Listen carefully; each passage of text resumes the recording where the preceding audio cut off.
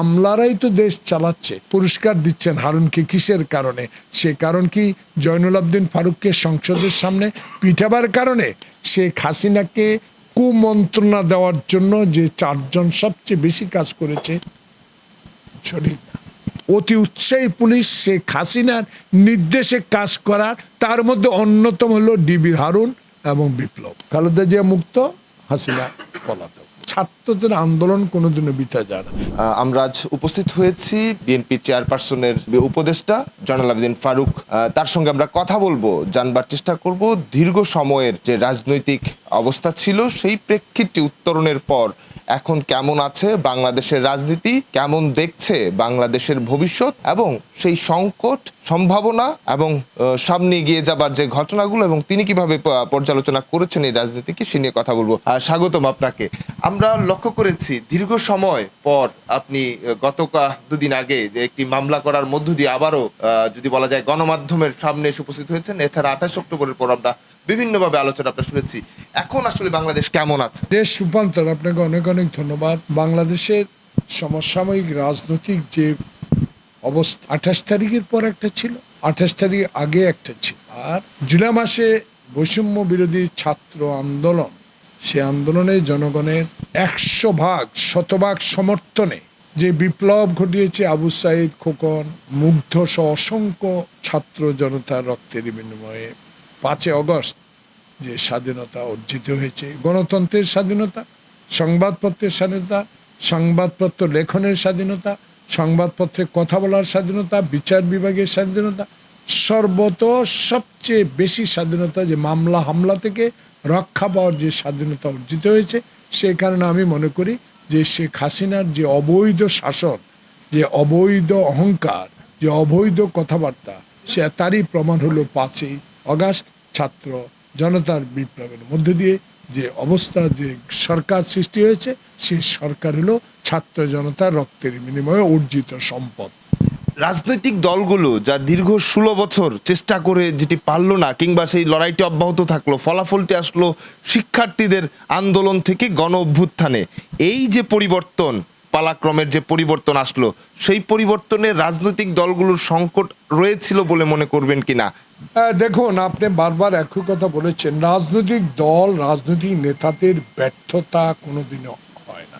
যুগে যুগে ইতিহাস কথা বলে, বাংলাদেশে বিশেষ করে 52-এর ছাত্র আন্দোলনে আমার ভাষা রক্ষা পেয়েছে।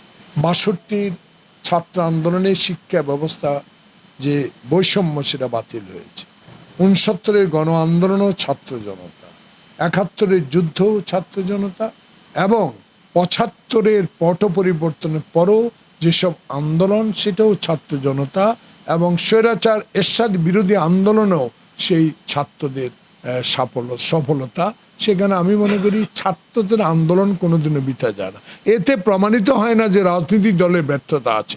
রাজনৈতিক দলগুলো চেষ্টা করে, কিন্তু স্বৈরাচারী কায়দায় বাংলাদেশে যেই সকল রাজনৈতিক দলগুলো গণতন্ত্রের কথা বলে, দেশের কথা বলে, দশের কথা বলে, দেশের সার্বভৌমত্বের কথা বলে, অন্যায়ের বিরুদ্ধে কথা বলে, তখনই তাদেরকে কারাগারে নিক্ষেপ করা হয়। সে কারণে আমি মনে করি এই সকলের কারণে ছাত্র জনতা যেই 16 বছরের নৃশংসতা দেখেছে, চৌধুরী আলম, ইলিয়াস আলী, বহু মায়ের বুক খালি করে গুম করা হয়েছে, সেই ইতিহাস থেকে তারা জেনেই তারা রাস্তায় নেমেছে। সেখানে আমি মনে করি ছাত্র আন্দোলন কোনোদিন ব্যর্থ যায় না। তাদের রাজনৈতিক নেতাদের ব্যর্থতা বলতে আমি মনে করি কিছু না। কারণ আপনি দেখেন 16 বছর বাংলাদেশ জাতীয়তাবাদী দল তারেক রহমানের নেতৃত্বে এদেশের সকল আন্দোলনে, শুধু ক্ষমতা যাওয়ার জন্য না, দ্রব্যমূল্য বৃদ্ধির প্রতিবাদ, গ্যাসের দাম বৃদ্ধির প্রতিবাদ, তেলের দাম বৃদ্ধির প্রতিবাদ, গ্যাসের দাম, বিদ্যুতের দাম বাড়ার প্রতিবাদ, নিত্য নৈমিত্তিক জিনিসের চিনি সিন্ডিকেট, লবণ সিন্ডিকেট,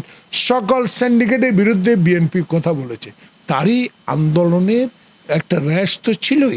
অবশ্যই আমরা ব্যর্থ হইনি। সে কারণে আমরা মনে করি এই ছাত্র জনতার আন্দোলনকে আমাদের দল নিঃশর্তভাবে আমরা সমর্থন করে তাদের সাথে আন্দোলনে ছিলাম। একটি যে প্রশ্নটিতে জয়নুল আবদিন ফারুক বেশি আলোচনায় রয়েছেন, ডিবি হারুন এবং 2 পুলিশ কর্মকর্তা। সেই 2 পুলিশ কর্মকর্তা আমরা লক্ষ্য করেছি ভিডিও সামাজিক একদম ভাইরাল, একজন রাজনৈতিক নেতার মুখোমুখি পুলিশ আমলারা হয়ে যাচ্ছে, আসলে এইটি রাজনৈতিক নেতাদের প্রতি তাদের শ্রদ্ধার ঘাটতি কিনা, এবং এই দুই পুলিশ কর্মকর্তার বিষয়ে আপনি মামলা করেছেন, হত্যা চেষ্টা মামলা, এই দুই পুলিশ কর্মকর্তার এই বিগত সময়ের অবস্থান কি ছিল এবং আপনার পর্যবেক্ষণ কি? দেখুন, পুলিশ কর্মকর্তাদের বিরুদ্ধে কথা তখনই বলা হয় যখন তারা তাদের আইনের প্রতি শ্রদ্ধা না করে, তাদের যে চাকরির আইন শৃঙ্খলার দিকে নজর না দিয়ে অতি উৎসাহিত হয়ে কোনো রাজনৈতিক দলের নির্দেশে কাজগুলো করে, তখন তাদের বিরুদ্ধে জনগণ অবশ্যই কথা বলবে।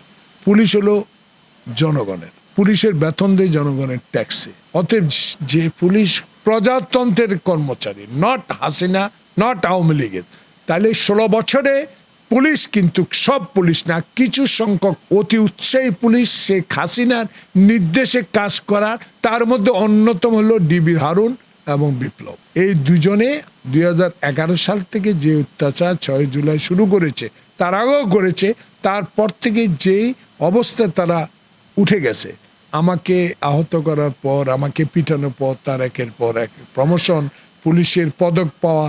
তখনকার মখা আলমগীর স্বরাষ্ট্রমন্ত্রী ছিল, এক সাংবাদিক প্রশ্ন করেছিল যে আজকে যে আপনি তাকে পুরস্কার দিচ্ছেন হারুনকে, কিসের কারণে?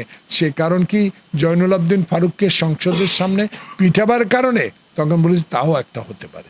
সেখানে আমি মনে করি ডিবি হারুন বিপ্লবের বিরুদ্ধে মামলা, এটা আমার মামলা না, এটাকে আমি প্রমাণ করতে চাই জাতীয় সংসদের নেতা, বিরোধী দলের নেতা, 350 জন এমপির সম্মান রক্ষা করার যে দাবি উঠেছে সেটার পক্ষে আমি মামলা করেছি। আগামীতে যাতে এটা প্রমাণিত হয় যে কোনো পুলিশ কর্মকর্তা যেন কোনো এমপির উপর, কোনো সংসদ সদস্যের উপর আক্রমণ না করে, তারই জন্য আমি মামলা করেছি। আমাকে আহত করেছে, আমাকে পিটিয়েছে, আমাকে রক্তাক্ত করেছে, সেই বিষয়টার চেয়ে বড় বিষয় হলো সংসদের সুনাম রক্ষার জন্য এই মামলা। আপনি খুব গুরুত্বপূর্ণ একটি কথা বলছিলেন যে আমলা কিংবা প্রশাসনের যারা সংসদ আইন প্রণেতা যারা, তাদের সম্মানের জায়গাটি রক্ষার জন্য আমরা বিগত সময়ে লক্ষ্য করেছি সংসদের একজন সংসদ সদস্য যে নির্বাচনই হোক না কেন, তার বিরুদ্ধে একদম থানা পর্যায়ের একজন পুলিশ কর্মকর্তা পর্যন্ত যে কথা বলে একদম হেনস্থা হতে হয়েছে। এটি কি মূলত আমলাতান্ত্রিক ভর করে নির্বাচনে বিজয়ী করার কারণে? দেখুন, এত বিষয় লম্বা প্রশ্নের প্রয়োজন না। আমলায়, কিন্তু আমলাদের একটা নীতি আছে, সব আমলা কিন্তু এক।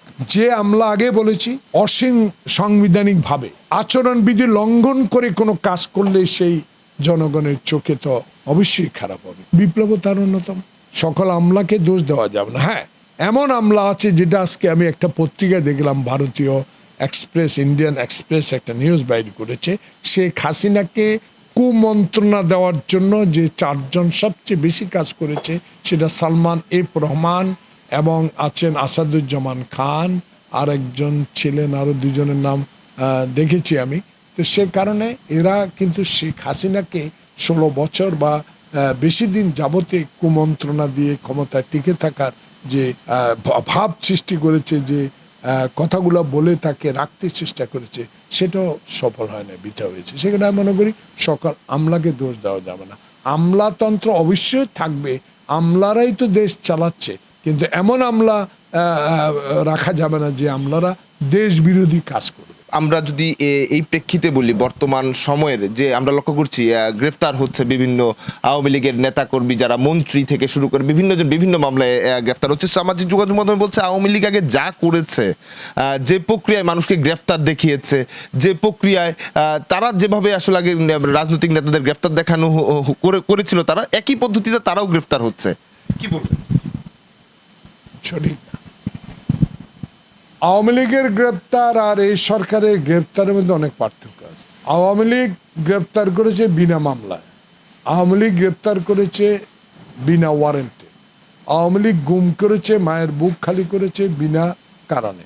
অর্থাৎ এই সরকার বিনা কারণে কারো বিরুদ্ধে কোনো অন্যায় আচরণ করছে না। মামলা হচ্ছে, গ্রেপ্তার হচ্ছে, মামলা হচ্ছে, গ্রেপ্তার হচ্ছে।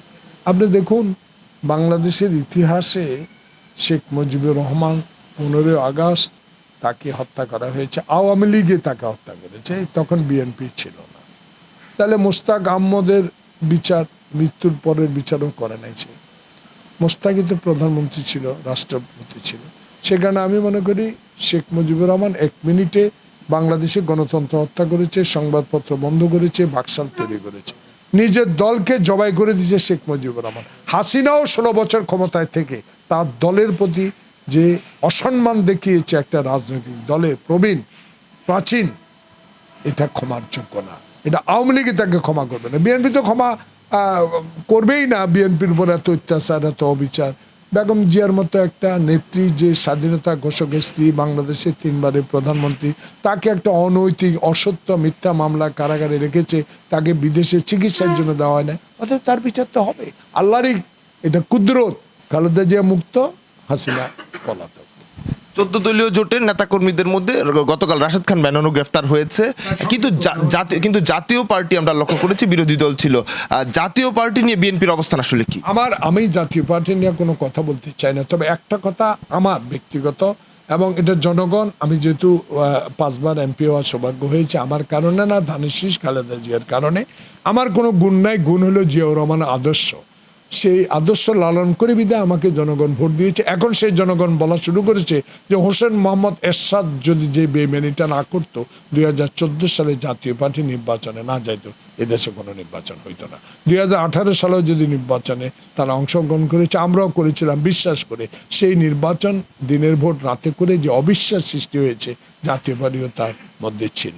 আবার 2024 সালে যদি এই জাতীয় পার্টি নির্বাচনে না যাইতো, শেখ হাসিনা দেশে নির্বাচন করতে পারতো না। সেখানে আমি মনে করি এইসব বিষয়ে কথা বলার চেয়ে সকল রাজনৈতিক দলের অধিকার দেওয়া উচিত, কাজ করা উচিত। তবে যারা জনহিতকর কাজ করে তাদেরকে জনগণ সমর্থন করবে, যারা দেশের কাজ করবে তাদেরই সমর্থন করবে, যারা বিগত দিনগুলোতে দেশের সংবিধান, দেশের রাষ্ট্র পরিচালনা, দেশের পুলিশ বাহিনী, দেশের সকল সাংবিধানিক প্রতিষ্ঠানগুলো ধ্বংস করেছে, তাদের বিচারের আওতা আনা হবে। সে কে থাকবে, কে আসবে, সেটা পরবর্তীতে দেখা হবে। 5 আগস্টের পর বিভিন্ন জায়গায় লক্ষ্য করা গেছে যে ভাঙচুর বা লুটপাটের ঘটনাগুলো ঘটেছে এবং বিএনপি সরাসরি উত্তর দেব না।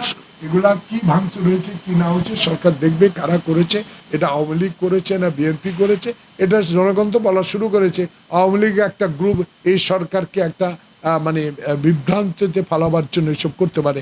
এখন দেখেন এই যে হিন্দু সম্প্রদায়ের উপর কিছু আক্রমণ যেটা হচ্ছে, এগুলো আওয়ামী লীগ করছে বলে জনগণ মনে করে। এই অন্তর্বর্তীকালীন সরকার এবং বৈষম্য বিরোধী ছাত্র আন্দোলনের নেতাদের অনেকেই রয়েছে অন্তর্বর্তী সরকার, এবং তারা একটি নতুন রাজনৈতিক দল করার ঘোষণা। আমি জানি না এই বিষয়ে, আমাকে প্রশ্ন করলে আমি উত্তর দিতে পারবো না, এই বিষয়ে আমার কোনো অবগত।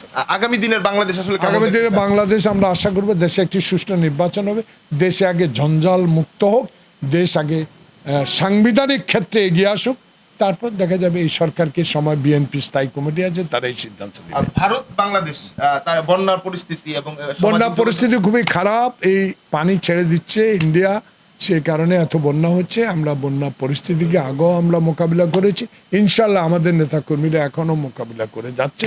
আল্লাহর কাছে দোয়া করবেন, আল্লাহ পাক যেন আমাদের এই বন্যা থেকে বাঁচায়।